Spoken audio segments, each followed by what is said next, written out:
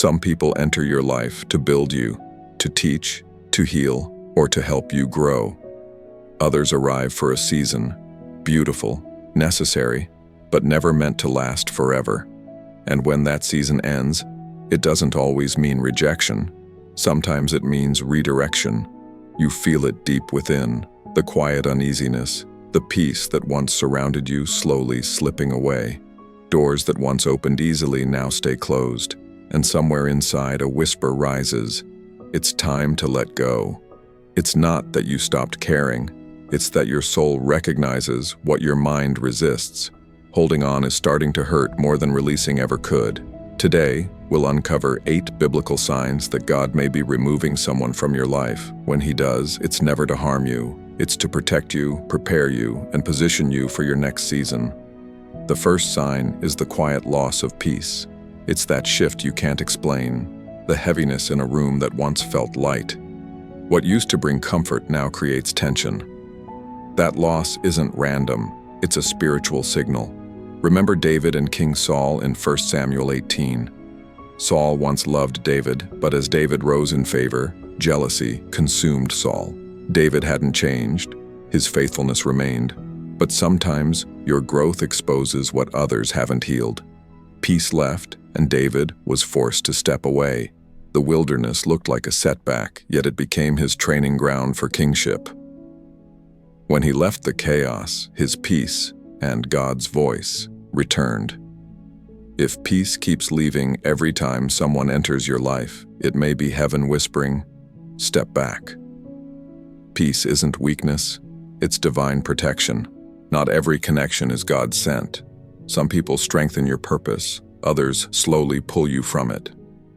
In Judges 16, Samson was chosen before birth, filled with divine strength.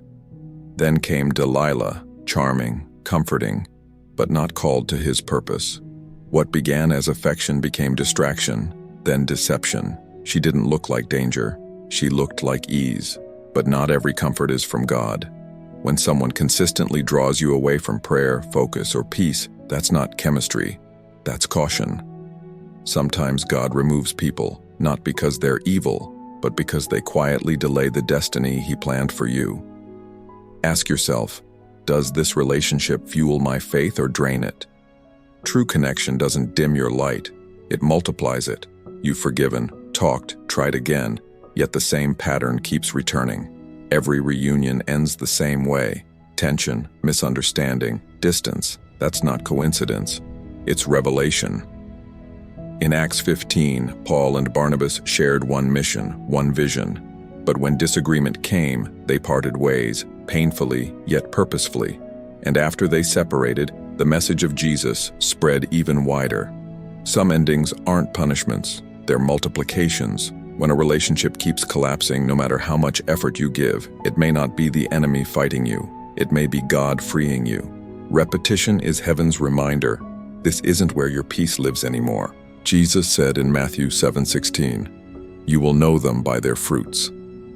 If a relationship that once brought peace now breeds gossip, jealousy, or unrest, check the fruit, not the words. In Numbers 16, Korah rose against Moses, spreading pride and rebellion. One man's bitterness infected many, and God removed it swiftly, because corruption spreads like wildfire if left unchecked. Toxic relationships work the same way. They cloud your thoughts, weaken your focus, and drain your spirit. When the fruit turns sour, the soil is no longer safe. Don't keep nurturing what's killing your growth. Sometimes love means recognizing that the soil you shared can't sustain who you're becoming. Thank God for revealing it before it poisons your peace. There was a time your spirit was alive. Prayer felt powerful, worship felt real. But now everything feels heavy. You pray, yet it's quiet. You move, yet it's dry. Sometimes the issue isn't spiritual, it's relational. Because the people beside you can either lift you higher or anchor you down. In Jonah 1, the prophet fled from God and boarded a ship going the wrong way. The sailors didn't know it, but they were carrying someone out of alignment. A storm hit until they released him, and only then did peace return. Some storms stop not when you pray harder, but when you let go of what God never told you to carry. If your soul feels stuck, ask yourself, who's in my boat? Because peace travels with obedience. The next sign is subtle but deadly: compromise. It doesn't come all at once. It creeps in through small decisions. In 1 Kings 11, Solomon was wise and favored, yet he married those who worshipped other gods. Their influence slowly turned his heart until his kingdom fractured from within. That's how compromise works. It whispers, "It's just once." But every small step away from truth leads to a larger fall from grace. God will never send someone who requires you to betray your convictions to keep them. If peace is the price, the relationship is too expensive. True love won't make you shrink your faith. It will strengthen it. If their presence keeps dimming your light, it's not partnership, it's pollution. And when God exposes it, He's not punishing you. He's protecting His purpose in you. You've prayed for a sign, and now the same truth keeps finding you in sermons, songs, and random moments. That's not coincidence, that's confirmation.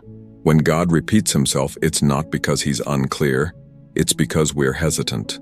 Think of Pharaoh in Exodus. He saw miracles, yet hardened his heart every time. Each refusal brought greater loss. Every ignored warning carried heavier consequence. When God keeps echoing the same message about someone or something, He's not trying to confuse you. He's urging you to trust Him. Don't wait for the pain to grow before you obey the peace He already offered. If the message keeps returning, it's because your destiny depends on your response. The final sign is when you keep trying to revive what God has already laid to rest. You replay the moments, hold on to the memories, and convince yourself maybe one more try will fix it. But deep down, you know, the season is over. In 1 Samuel 16, Samuel mourned for Saul long after God had moved on, until the Lord asked him, "How long will you mourn for Saul, since I have rejected him?" Then God sent him to anoint David, the man after his own heart.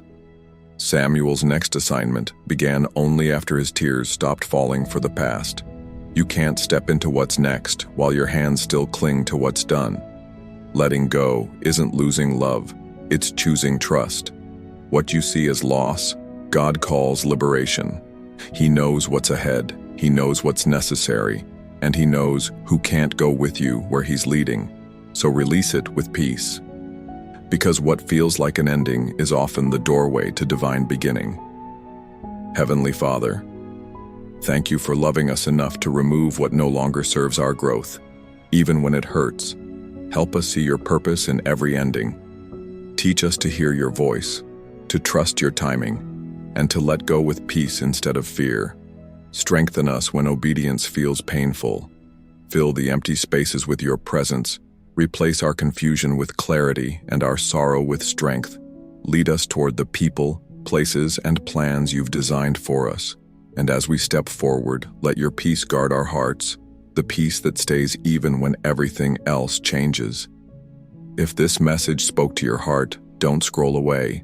Click like, subscribe, and share it with someone who needs courage to release what's holding them back. You're not losing, you're being protected. When God says, "Let them go," He's not taking something from you. He's making space for something greater. Trust His hand, because even endings are part of His beautiful beginning.